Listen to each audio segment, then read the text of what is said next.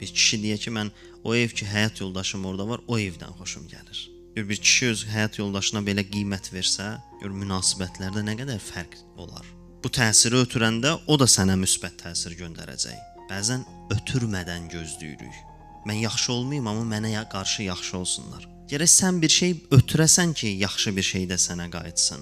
O evi bəyən ki, o evdə sənin həyat yoldaşın yaşayır. Gör bir kişi evdə bunu tətbiq eləyə ailəsində ki, həyat yoldaşı gəlmədən süfrəyə əyləşməsin.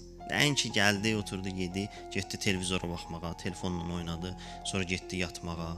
Heç kəsi saymır. Bu evdə tək yaşayır. Evdə də həyat yoldaşı da bir qulluqçudur. Yəni gəldim, yeməyi ver, yedim, bu qədər. Bu təbii ki, bu evdə mənəvi münasibətlər inkişaf eləməyəcək. Bu evdə mənəvi rabitələrdə mütləq zərər ziyanlar olacaq. Başlayacaqlar bir-birlərinə nəyəsə xatir yaşamağa.